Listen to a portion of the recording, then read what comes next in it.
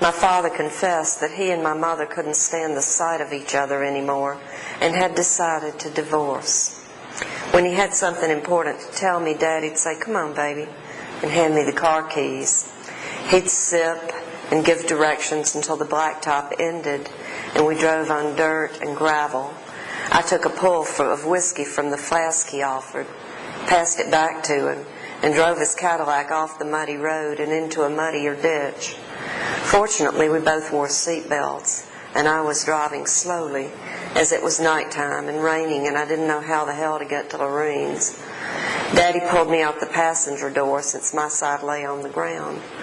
Once he'd established that I hadn't been injured, we started trudging the mile to Lorene's house, hand in hand. "You still gonna love me?"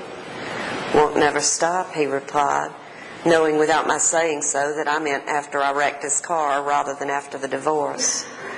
Long ago, used to my here today, gone tomorrow father, I felt confident that not that much would change. I apologized about his prized Cadillac. That one was maroon with white leather upholstery.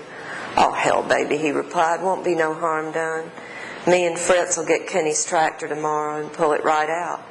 Anybody ask tonight?" I swerved to miss a deer. At the time, I thought it was the most gallant thing I'd ever heard. In retrospect, I realize he said it because we were celebrating my 11th birthday that night. Most of my librarian colleagues at Duke would probably be afraid of most of my relatives. And to be honest, I can't blame them. Shaking hands with a couple of my cousins in broad daylight's enough to make you sleep with the lights on till Groundhog Day. Daddy's a different story, though. This is my daddy on the cover of the book. Handsome devil. Despite his occasional run-in with the authorities and his deep and abiding belief that all sentient beings should carry loaded pistols, the man could flat-out charm. So let's be fair. His legal problems usually had to do with the finer points of arms bearing, something he said when he got thanked for not smoking, or the way he drove cars and women. The former way too fast and the latter damn near crazy. I thought about my father after I finished graduate school when big alligators wandered into the parking lot of my apartment building in Baton Rouge from the Bayou de Plantier across the street. You'd step on the little ones right often. It hurt me to see them car-mashed, usually dead, about a foot long max. I worked in the Special Collections Library at LSU then, and I would find what was left in the morning, dried flat and already soldered to sun-warmed Louisiana asphalt, looking like retreads from a tricycle blowout. You didn't see the big ones much. Adult alligators, unlike us, get much smarter and shyer with time and experience. Once in a while, though, a big one would slither out of the mud and cross Lee Drive by night, seduced by a resident corgi's scent, or by a 3-day leftover étouffée ripening in the dumpster. There would be shouts, squeals, car lights, flashlights, and finally blue lights. Men would come, armed with darts, guns, long loops on sticks, and big ideas. A couple of times they actually managed to capture or kill the poor outraged creature without hurting themselves. But more often he'd lunge, and his tormentors would shriek and cuss and jump back further than you'd think they could. Hell, further than they thought they could. And then he'd take his time, lumbering on back to the bayou where he could be his reptilian self without getting in trouble. And that's when I think about Daddy. Easygoing and slow to anger in his element. Once in a while, he'd just venture out too far, get caught in the headlights of more genteel and refined folks, and simply scare the living shit out of them. Don't get me wrong. The way he saw it, Daddy never actually broke the law. He simply never allowed it to break him. He'd trip over it sometimes, the way he might an obstacle in his path. He'd look at it, confused, annoyed, embarrassed if people were watching, maybe a little bruised if he stumbled hard enough, and he'd wonder how the hell that got in his way. He might feel foolish for not avoiding it. Never once would it occur to him to blame himself. After years of aggravation and surrender, my parents went down to the Tuscaloosa County Courthouse and got divorced. Mama had always hated Daddy's hunting, hated the guts and the guns of it, hated the gamey roast soaking in buttermilk in her white kitchen sink, hated the sight of her curly-headed eldest daughter, all bloody and laughing, holding a buck's hoof in her hand and yanking on the naked white tendon to watch it contract, hated the call from the teacher when the girl took said hoof to show and tell. And most of all, she hated him for leaving her alone for his woods and his wildness, and especially for the times he said he'd left her for them, but come back home with no carcass on the hood, humming a popular new song. And how the hell could he have heard that down there in West Greene, Alabama, with no radio in the cabin or the goddamn truck? Hard to tell when it shifted, but before long it was the hunter she hated instead of the hunt.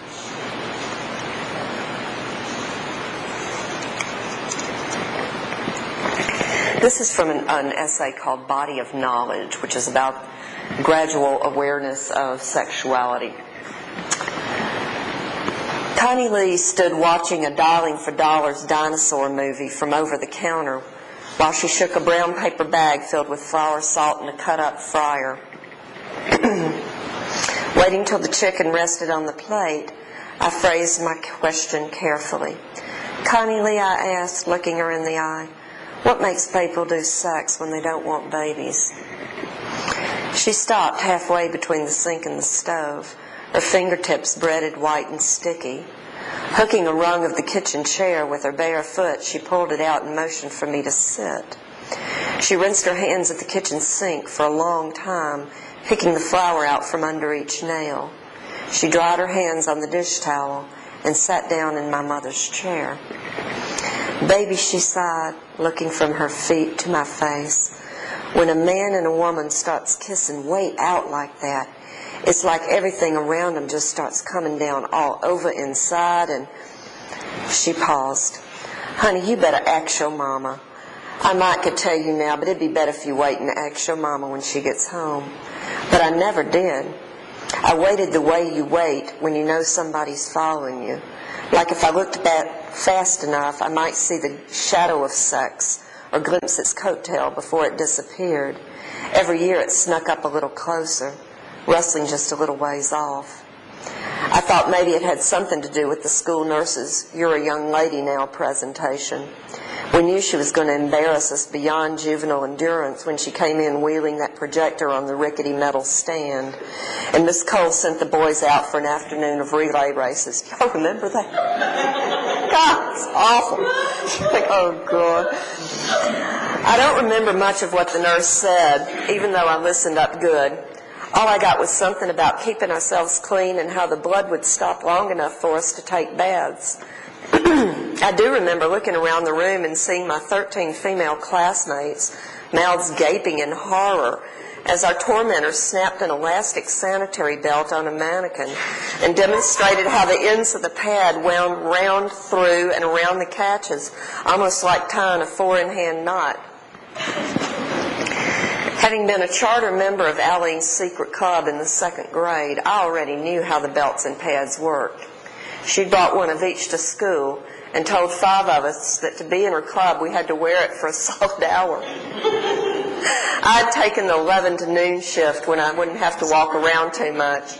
Then I handed it off to Nonnie Myers under a stall in the girls' bathroom, glad to be shed of the contraption. In junior high, we studied sex with a diligence we seldom applied to any other subject. Jinky and May and I passed a worn copy of the lyrics to Louie Louie back and forth until the paper felt like a Kleenex. "Gets her thrills on top of me? I thought the man got on top." No, that's only if you want to get pregnant. You get on top when you're just doing it for fun. By the end of the 9th grade, we'd graduated to our brother's Playboys, to True Confessions, and the hot parts of John Updike's Couples. We took the Cosmopolitan quiz every month. How sexy are you? What's your kissing style? Before too long, a couple of us were itching to try it for real. By our junior year of high school, we knew 2 things for certain. You don't want to get pregnant, and the right pills can keep that from happening. Alabama had some of the most liberal abortion laws in the country. A woman could take care of her problems safely and legally if she paid 2 psychiatrists to say it would be detrimental to her mental health to continue the pregnancy. Still, none of us wanted to do time in those stirrups if we could avoid it. A gynecologist over the river in Northport would prescribe a year's worth of birth control pills to girls under 18 if they brought a note from their mother. We begged Angie Darnell to get such a note. Angie looked a lot like Mary Wilson of the Supremes and often bragged to us about how her cool mom would let her do anything, stay out after midnight, wear fishnet stockings to school, even smoke pot in the den as long as it wasn't a school night. We had to promise her we'd pay her twice the price of the pills and the doctor's visit before she agreed to ask. She came to school the next day glaring at us, sullen and evil. She avoided Livy and me in homeroom, but I managed to catch up with her after algebra. Well, I asked, dreading the answer, what happened? What had happened was that Angie had been involved in a head-on collision with her mother's coolness limit. I told her Southwind broke up with me because I wouldn't do it, said being a virgin was getting in my way and I wanted some pills. In your way, she started hollering. In your way? It ain't in your goddamn way. It's way down there between your legs, and it better not be in anyone else's way either. And then she grabbed my sister's doll off the floor and started wailing the shit out of me with Malibu Barbie. See here? She pulled down the back collar of her shirt and showed us a crop of 5 or 6 double bruises on her shoulder. I gathered that Miss Darnell had held Barbie by the head. Oh, God, Angie, I'm so sorry, Livy said, reaching out to touch the bruises. Angie jerked away. You white bitches go get your own damn pills and leave me out of it. And in the end, that's what we white bitches did. To get us started, May stole a whole handful of sample packs from her GP's office while she waited in the exam room for her yearly physical. Libby made the big score, though, when she appealed to her stepmother, who decided to save time and give notes to her and both of her sisters. Neither of them had any concerns about spawning yet, so Livy, May, Jinky, and I divvied them up, paying with our babysitting money. Each of us kept our green plastic sample cases with the cameo profiles in our locker. We learned from Jinky's older cousin that you could toss the last 7 pills in the pack and take the others every day and you'd skip your period. May, Jinky, and I only did this once in a while. May skipped hers for a swim meet, and Jinky for a weekend trip to see the Allman Brothers in New Orleans. But Livy always wanted to take things to extremes, didn't have a period her whole senior year. Noranil 1+80. Drug companies made stronger pills back then, and by the time we actually needed them for contraception, I bet we had enough residual hormone floating around in our bodies to render a she-bison sterile. Probably a good thing, since we were less than diligent about taking them regularly. We skipped them, swapped them, then doubled up or tripled up, and gulped them down like M&Ms. All 4 of us had grown up with a deep and abiding faith in the benevolence of drugs. Enough time had lapsed for the thalidomide babies in Life magazine to slip our minds completely. We had all lined up in the school cafeteria as children to suck on Dr. Sabin's sugar cubes so we wouldn't get polio. We trusted drugs so much that when Bobby Jenkins read us that warning about tetracycline increasing your photosensitivity, we started hoarding those too. We'd pop a few yellow and blue capsules each before going to the pool so we could tan faster. The right pill, we thought, could render us ready for just about anything. And to make certain of our readiness, we practiced on each other. Not a lot, and never past a certain point. Often it happened when one of us had broken up with some boy we'd been dating. We'd hold each other for comfort in our rooms with the doors shut, ask for advice, sometimes cry a little, whisper what he'd begged me to do. Maybe he broke up with me because I'm not a good kisser. Here, show me. Try this next time. Just think of it as practicing for the real thing. Practice sessions got so popular in some circles that Sally Fitt's mother regretted the peak. Hey, that's all right. Practice sessions got so popular in some circles. Hey, Marcia. Let me get back to where it was. Let's see. Here we are. Practice sessions got so popular in some circles that Sally Fitt's mother regretted the peek she took into the rec room to see why the girls at Sally's slumber party had gotten so quiet. Rumor had it she'd staggered into a tableau vivant that resembled a whorehouse on nickel night, and not one Y chromosome in the menage.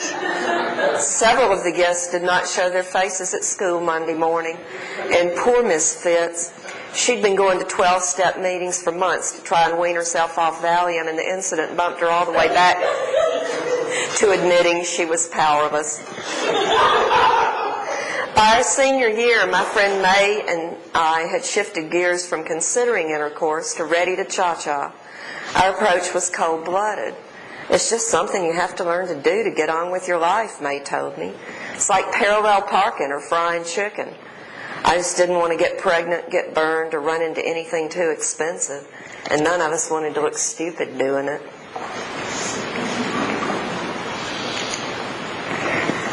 Let's see.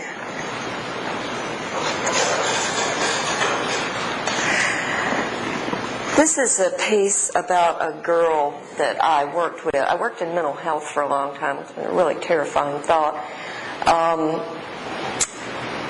And one of the essays in the book has to do with the fate of girls in the Alabama mental health system. It's called Girls Turned In. She wore a second-hand black T-shirt advertising a Gadsden car dealership and a pair of baggy jeans that had been cut off. Not the way young girls made shorts, but just above where the knees would have been worn through. The hair on her arms and legs was stubble too, minute colorless spikes sticking up out of skin the color of pie crust dough. You'd notice this more than you'd think because of the sunlight on the ward. The dropped ceilings were 16 feet high in the old building, and the morning light would shoot through a honeycomb of wire octagons embedded in the glass, bright enough to make you squint, too. Mary'd squint at whatever she was seeing, and you'd squint at her in wonder, and the 1,000 tiny bristles made the outlines of her arms and legs and her head jitter like electricity in cartoons, catching light and glinting with her motion. I started walking beside her. This girl would just walk in circles around the room all the time. I started walking too, but in the opposite direction. Every day, while the nurses and the aides watched Secret Storm, walking not with her, but so we'd cross in opposite directions, like shoppers passing on a downtown sidewalk. One day she finally got used to me walking, enough that she slipped up and let me overhear what she muttered. "I don't believe in none of it. I don't believe in none of it," she swore in disgust. "Not in none of it." Religion undid Mary. I have seen religion in some right quirky manifestations, and believe me, honey, speaking in tongues ain't jack. One girl down the road had a mama who told her Santa was Satan with 2 letters reversed and would slide down the chimney and eat her alive if she didn't stop sassing. Claude Clark's Aunt Ito held his head in a hot stove to show him what the fires of hell would feel like if he ever partook of alcoholic beverages the way his daddy did. And once when I was 13, I went with my locker mate to a church where a man drank a gas tank additive out of a Dixie cup to prove his faith in a God he thought might strike him dead before dinner time if he didn't. I guess that's why I found the story in Mary's chart believable. She'd come from somewhere up in North Alabama, where the 3 main sources of income were stripping down and reselling hot cars, climbing over fences to steal chickens from a poultry processing plant, and painting serpents on the sides of churches. Her mama had made her drop out of school young because the teacher didn't fear the Lord the way she ought to. She married Mary off to the preacher. She'd run home a few times that first month, but they kept carrying her back, apologizing and begging the clergyman's patience on account of her age, because after all, she had only 14 years to his 57. I guess she tried to settle in and be a wife the way she ought to, only she didn't know how yet.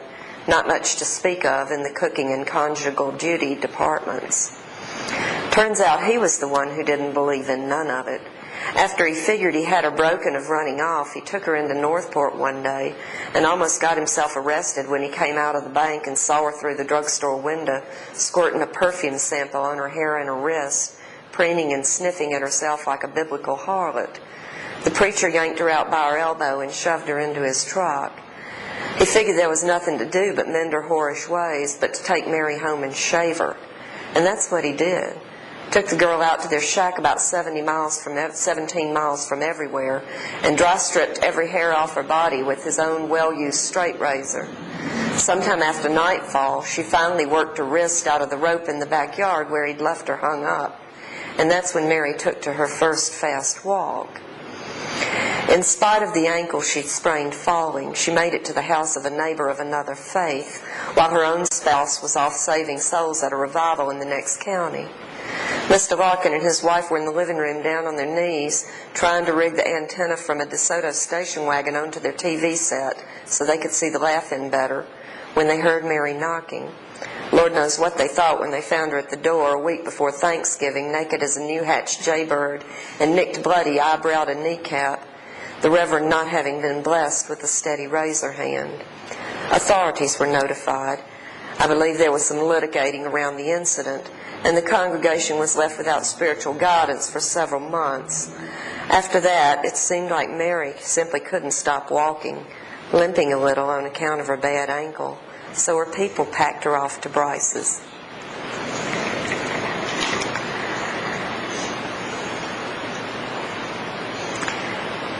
There is a piece in the book called The Company We Keep, which is about two friends of mine who were really important in my life. Two of my best friends, one a little boy who became a very well-known classics scholar, and one girl who became a stripper. And I learned things from each of them that helped me tremendously in my life, and this is a segment I want to read to you from that.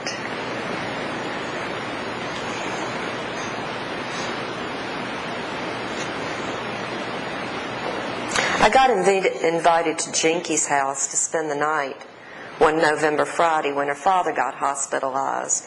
This happened more often than you'd think. Jinky told me his back had seized up on him in a serious manner, but I knew better. My mother had been working as the nursing home secretary over at the VA ever since we moved across town. And she told me he'd gone in to get help with either his liver or his drink, and I forget which. I felt sorry for Jinky, and I acted like I believed her till we did. That night we ate the spaghetti dinner her mother had made us. After we ate the spaghetti dinner her mother had made us, we sat up in her bedroom, our knees touching, shoving the planchette back and forth over a Ouija board till we either got bored or scared. Suddenly Jinky snatched my hands into hers. I jumped, startled, and she squeezed hard enough to make my fingers ache. "Can I show you something?" "Sure," I nodded, wide-eyed. "You promise not to tell?"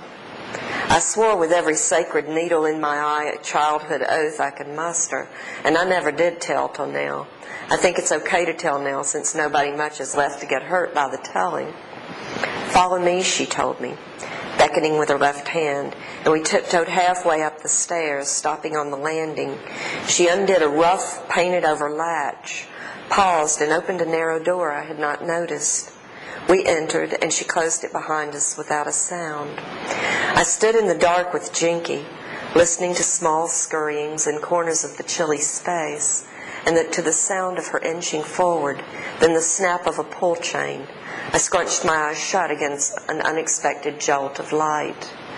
Attics all looked the same, a muddle of tangled Christmas lights, boxes of camphor-down clothing, a red rocking horse with one spring rusted, the other one busted, and four stacks of disintegrating magazines kept for articles nobody remembered reading.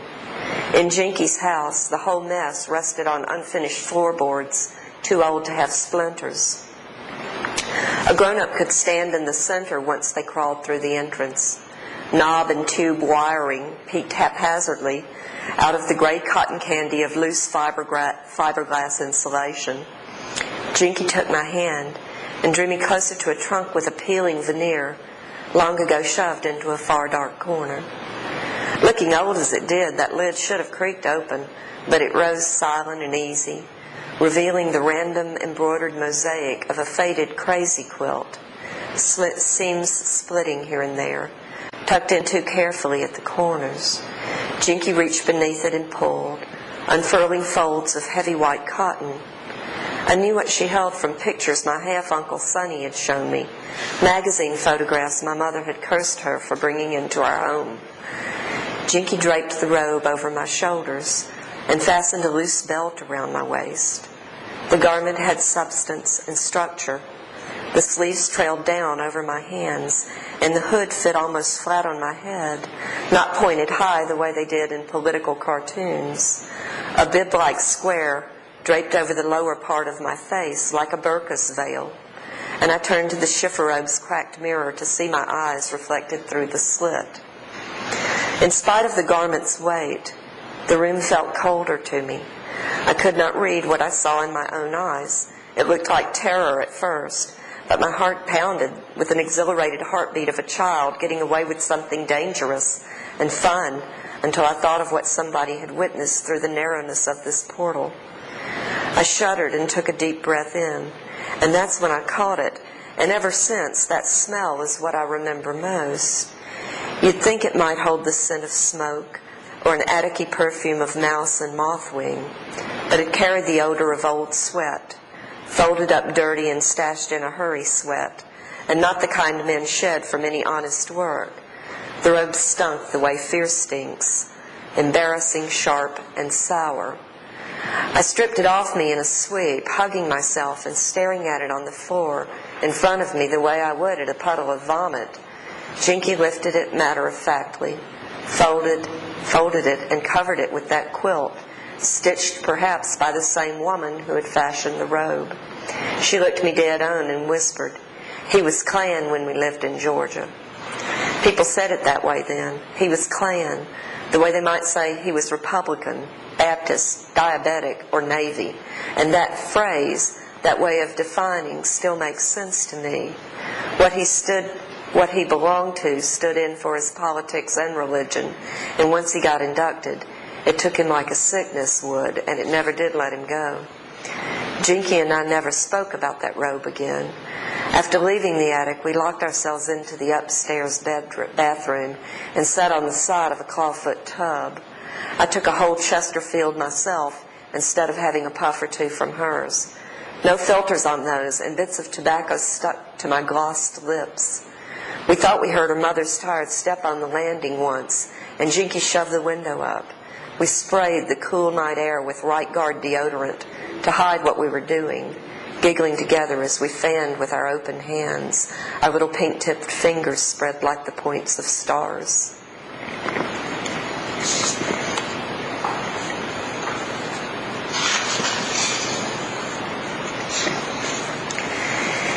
If you never spent time in Alabama, the strongest image you probably have of it came from the 6 o'clock news. Police dogs barking and fire hoses spewing, and Birmingham Mayor Bull Connor barking and spewing about the necessity of keeping the races separate. Most of the stories in this book represent my attempt to record something new about the people who live there, to let you hear and see them before they're dead, forgotten, or blended to oblivion. Like a family Bible, the book contains records of the events of generations, stories illustrating the codes by which my people lived. I'll tell them faithfully as I can, and I try to do it without condemnation or apology. Memory never pours out nice and linear. Memory sidewinds. It trickles out willy-nilly. Two people may hold the same recollection of a story, an event, and each may hold that memory dear, but when they draw them from the back of their consciousness, you can lay money on them dressing the players differently. Plots spindle and fold. That old gal who came dancing in yesterday may drag her feet by next October. Writers have compared memories to ghosts, but most of mine don't so much haunt as they do nag, flitting around like a swarm of gnats too tiny for their appetites, stinging whatever part of me I forgot to cover. Swat as I may, they keep on coming. A few memories come slinking up, cowering and hesitant, like some tail-tucked stray dog. I can shoo at him all I want, put up fences and he'll dig right under, hit him with a thrown rock and he'll scurry out of range but not sight. Then he'll skulk back up, low-bellied, sideways, and shamed. The whole family may hate it, but he's ours to keep now. Writing this book has been like coaxing that dog up onto the porch. Shoot, I can't even remember life before I called him home. So, God, this microphone, I'm a threat with it. Yeah.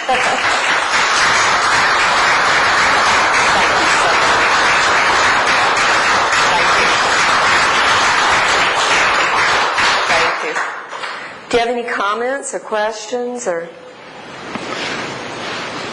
I lived down at 5 Points in the 70s. I was possessing cars after Brookwood Hospital. I was a flunky there. The CEO would come in every morning and want to know how many people were in the bed. So that's the most important.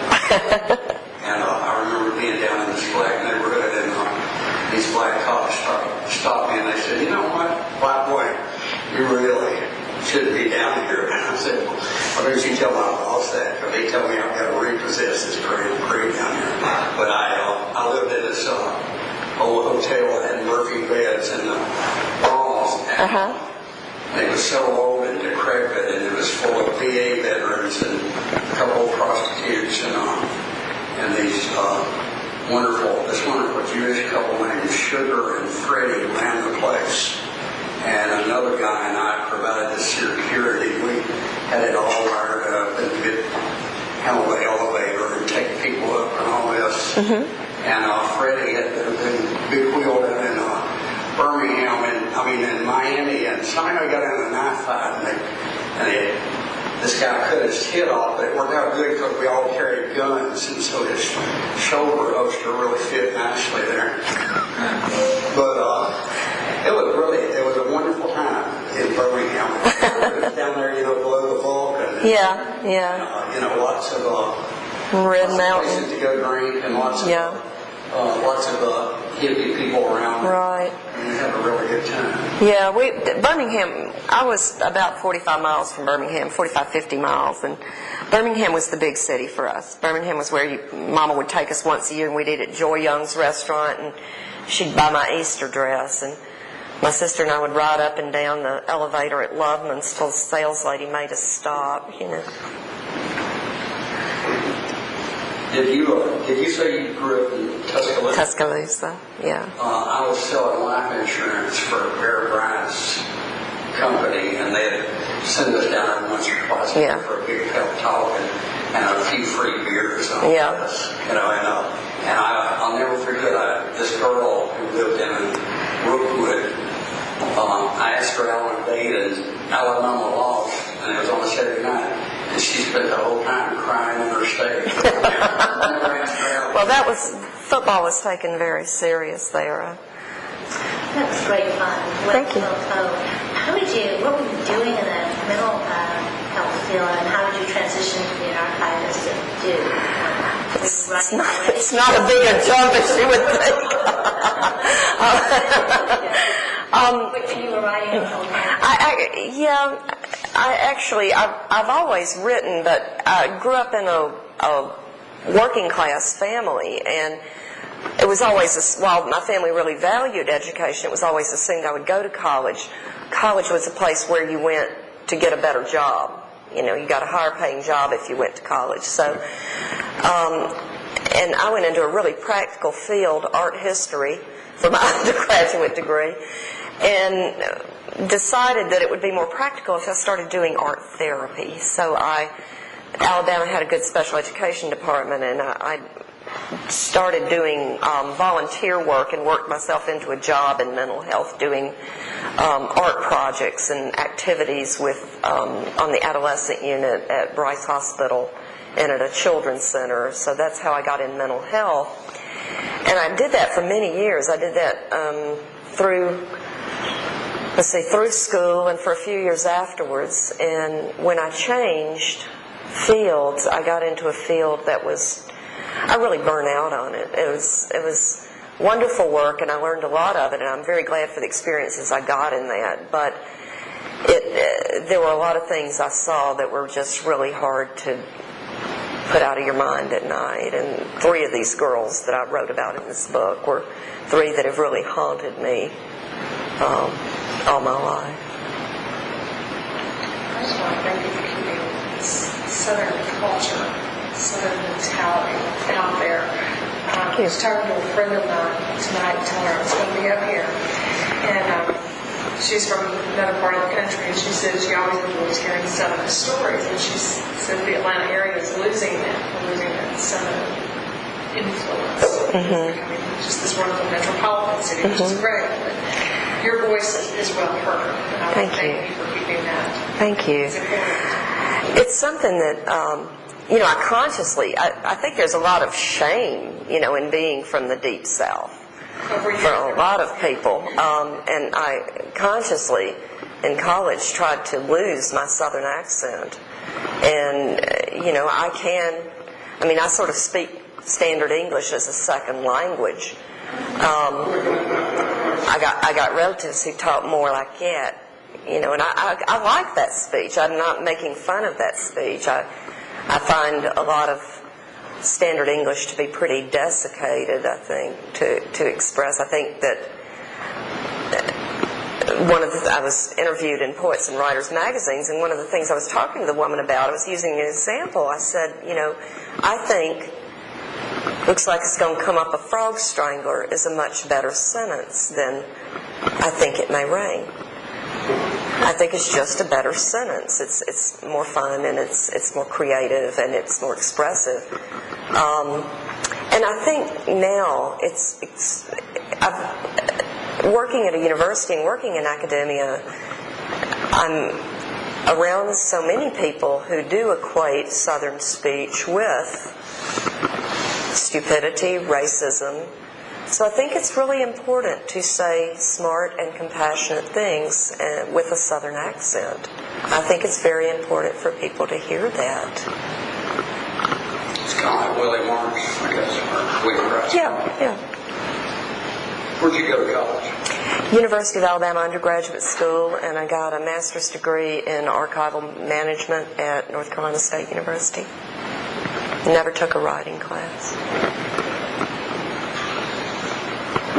Where in Alabama did you spend time in Delbridge? Do you agree those are really three different cultures? Yes, I do. Definitely very, very different. All three of them are very different from each other. Louisiana's very...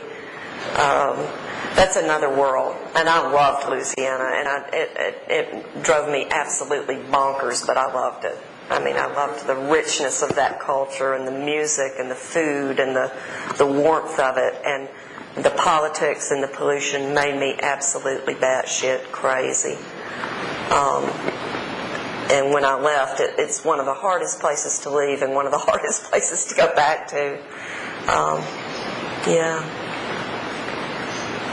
And North Carolina is very different from, of course, living in the Triangle area is different from the rest of North Carolina because it's a fairly liberal area. And North Carolina's it's a state of small towns. If you move, more than 60 miles in any direction from the Triangle, it's a pretty rural culture. And yeah. Yep. Very different. Who were your favorite authors when you were in high school or college? My favorite author is Mary Hood, a Georgia writer. She writes short stories, and I absolutely love her work. She has she wrote a novel, which I didn't enjoy as much as I do the short stories. I think How Far She Went is just one of the finest. You're nodding. It's just one of the finest things I've read. I also like someone I like a lot right now. I like Ondaatje. I like Jhumpa Lahiri a lot. I like Flaubert. I read different authors for different things, Jhumpa Lahiri for plot. I love what she does with plots. Mary Hood for character. Annie Proulx. Nobody does setting better than Annie Proulx. She does place that just becomes something, it's like the place is a character of its own. So different people for different things. Flaubert for description, Did you like someone like O'Connor? Yeah, of course. What's not to like? Flannery O'Connor. I like the quirkiness of her. That's my favorite things. The unexpected, the bizarre made normal. Good man, hard to find. One of my favorite little short stories is Got to Treat Your Brother While I Live in the Field. Oh, yeah. I read that over and over and over. It's a very fun short story. There's a really interesting article by Tony Early about how he blames everything that's wrong with Southern literature on Eudora Welty, because what she did so well that everyone else tried to do it after her. And it's like it became sort of a formula for people. Give everybody a funny name, make them cross-dress or do something very bizarre, have a crazy person that the family's all proud of. There's certain things in that story that became sort of stereotypical in Southern literature. I love the story too. And what's the Petrified Man's the other one? That's a great story. Other comments or questions?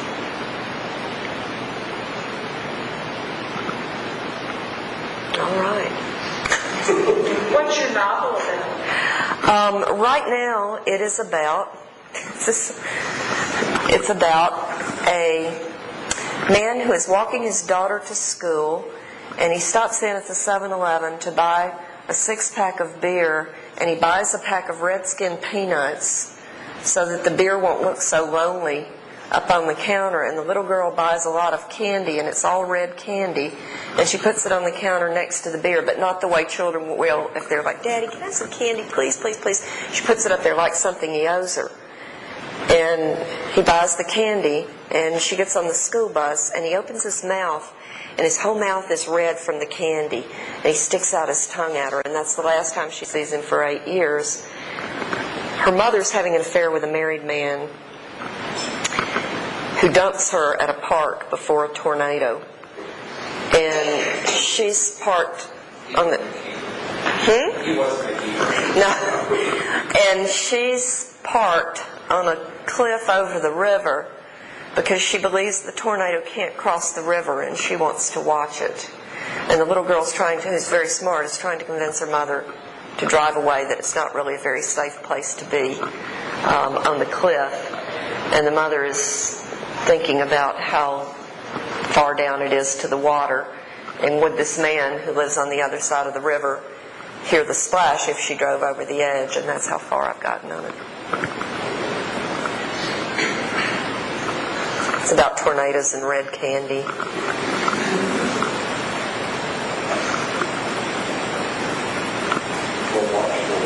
Thank you. Good. Let's hope it gets someone else intrigued too. Okay. Thank you very much for coming.